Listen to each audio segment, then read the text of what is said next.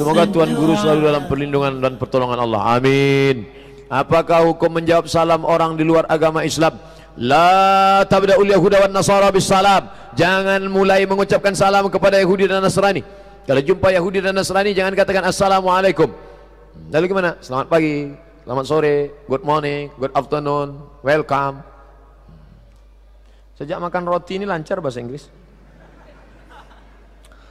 La tabda'ul yahuda wan nasara bis salam. Makanya kalau kita ceramah di tempat umum, assalamualaikum warahmatullahi wabarakatuh, salam sejahtera buat kita semua. Lalu kemudian kalau dia yang ngucapin salam gimana Pak Ustaz? Idza sallama alaikum ahlul kitab. Kalau ada ahli kitab mengucapkan salam kepada kamu, faqulu wa alaikum, maka jawabannya wa alaikum. Wa alaikum artinya kamu juga, you too. Assalamualaikum bro. Waalaikum, kamu juga. Begitu jawabannya. Pak Ustadz, apa bisa kita semua ini disebut salaf? Mengingat kita mengikuti Imam Syafi'i yang meninggal tahun 204 termasuk salafus salih. Kita bukan salaf, kita pengikut salaf.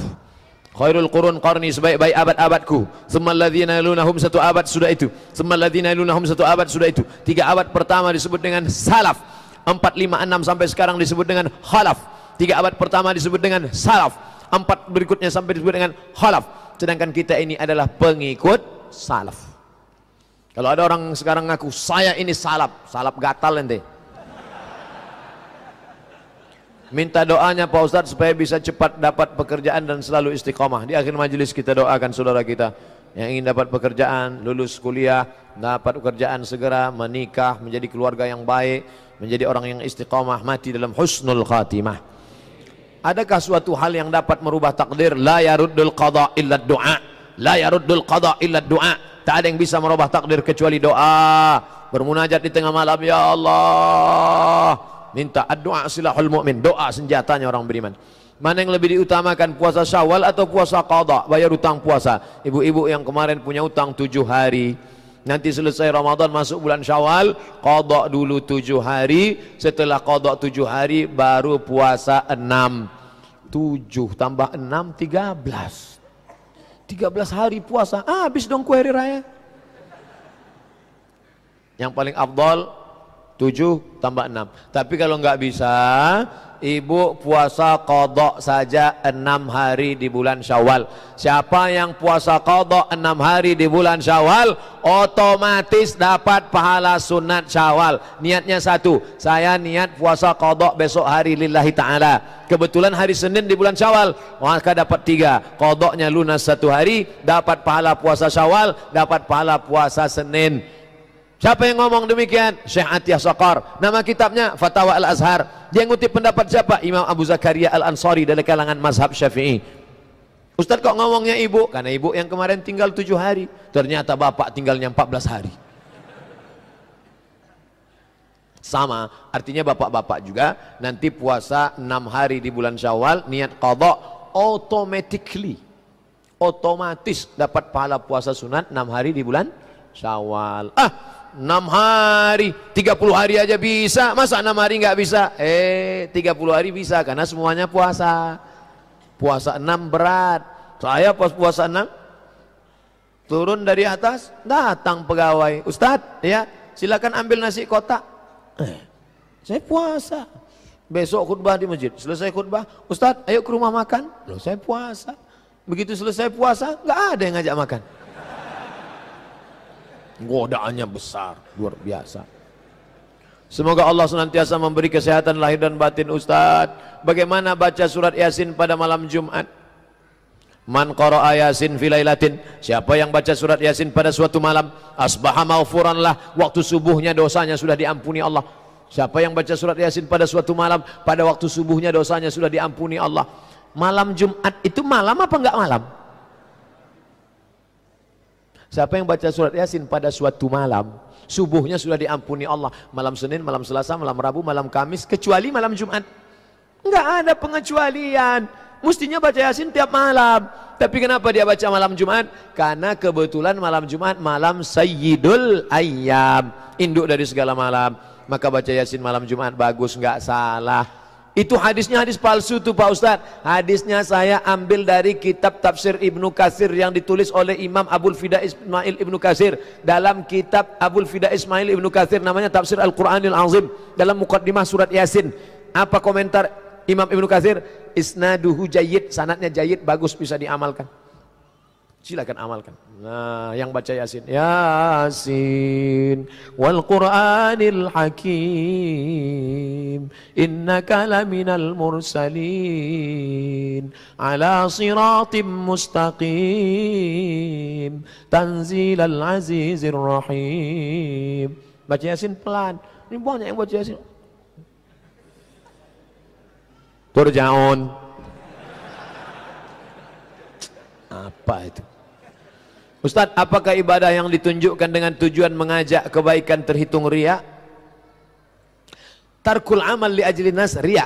Tidak jadi beramal karena takut dipuji orang, riya. Duit sudah siap 100.000. Sudah siap. Mau masuk ke kotak, kotak lewat di depan. Tidak jadi memasukkan uang ke kotak karena takut riya, karena takut dipuji orang. Tarkul amal li ajli nas riya. Tidak jadi beramal karena takut dipuji orang, riya. Wal amal li ajlihim syirik. Beramal supaya dipuji orang, syirik. Sengaja nunjukkan 100.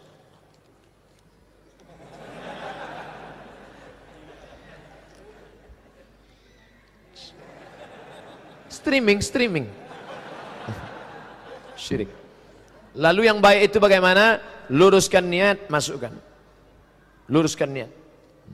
Jadi jangan takut. Ini anak muda nggak ke masjid. Ente kenapa nggak ke masjid? Takut riya. Tetap langkahkan diri ke masjid. Mas, mau ke masjid? Ya, semoga jadi suami yang soleh ya. Dipuji orang, ada juga yang ngejek. Mau kemana? Ke masjid. Cianu kemarin ke masjid 2 hari mati. Apa jawabnya? Anjing menggonggong, kapilah berlalu. Lu bilang gua anjing ya? Segala sesuatu yang ada di bumi ini Allah sudah atur. Semua sudah tertulis dalam Lauhul Mahfuz. Lalu siapa yang menggerakkan manusia ketika ia bermaksiat? Apakah Allah yang mengatakannya bertambah itu larangan Allah? Siapa yang menggerakkan manusia ketika dia berbuat maksiat? Yudillu bihi katsira. Banyak orang yang disesatkan Allah. Wa yahdi bihi katsira. Banyak orang yang diberi hidayah. Wa ma yudillu bihi katsira. Banyak orang yang disesatkan Allah. Wa yahdi bihi katsira. Banyak orang yang diberi hidayah. Mas, ayo ke masjid yuk. Enggak, aku sesat. Kenapa kamu sesat? Allah sudah menyesatkan aku. Ini dalilnya. Yudillu bihi katsira. Dia hafal dalilnya. Bro, ayo kita ngaji yuk ke Azikra. Enggak, aku sudah sesat. Kenapa kau sesat? Allah menyesatkan aku. Ini dalilnya. Yudillu bihi katsira. Banyak yang disesatkan Allah. Kamu tahu siapa yang disesatkan Allah? Siapa? Ini dia. Ini bahayanya kalau tukang khitan baca ayat. Ini ayatnya dipotong. Baca ujungnya. Yudillu bihi katsira. Banyak yang disesatkan Allah. Wa yahdi bihi katsira. Banyak yang diberi hidayah oleh Allah. Ujung ayatnya. Wa ma yudillu bihi illal fasiqin. Yang disesatkan Allah itu orang yang fasik. Orang yang fasik itu siapa? Orang yang sudah tahu perbuatan itu enggak benar, salah, dhalalah, tapi tetap juga dia lakukan, maka Allah sesatkan dia sekalian. Kamu jangan ke sini, jangan kemari, jangan ini, jangan. Tapi dia tetap juga disesatkan Allah sekalian. Nah, kamu mau sini, ya nyasar sekalian. Sebagai apa? Hukuman dari Allah SWT. Jangan salahkan Allah. Bukan orang-orang baik yang disesatkan Allah, tapi orang yang sudah tahu mana hak, mana batil, mana bengkok, mana lurus, mana hitam, mana putih, tapi dia tetap juga disesatkan Allah sekalian. Azaghallahu qulubahum. Allah memalingkan hati mereka. Allah memalingkan hati mereka. Siapa itu orang yang dipalingkan hatinya? Baca ayat sebelumnya. Falamma zaghu, ketika hati mereka berpaling, azaghallahu qulubahum, dipalingkan Allah sekalian hatinya. Makanya kita selalu minta, ya Allah jangan palingkan hati kami. Rabbana la tuzigh. Karena kalau sudah zaghu, berpaling, dipalingkan Allah sekalian. Allah beri kita telinga, gunakan. Allah beri kita mata, gunakan. Allah beri kita hati dan pikiran, gunakan. Allah berikan kita kekuatan, tenaga, gunakan. Allah berikan kita kehendak, keinginan. Kelak semua ini akan ditanya, diminta pertanggungjawaban. Inna sama, pendengaran, wal basar, penglihatan, wal fuad, hati dan pikiran, kullu ulaika kana anhu mas'ula. Ini dulu aku beri kepada engkau, kau pakai kemana aja? Semua akan ditanya, dituntut di hadapan Allah Subhanahu wa taala. Maka kita minta pertanggungjawaban, diminta pertanggungjawaban. Mudah-mudahan kita termasuk orang yang bisa menjawab segala pertanyaan itu nanti insyaallah. Ustadz, bagaimana kabarnya? Baik, apik, tenan. Semoga senantiasa berada dalam lindungan Allah SWT sampai yaumil qiyamah. Amin.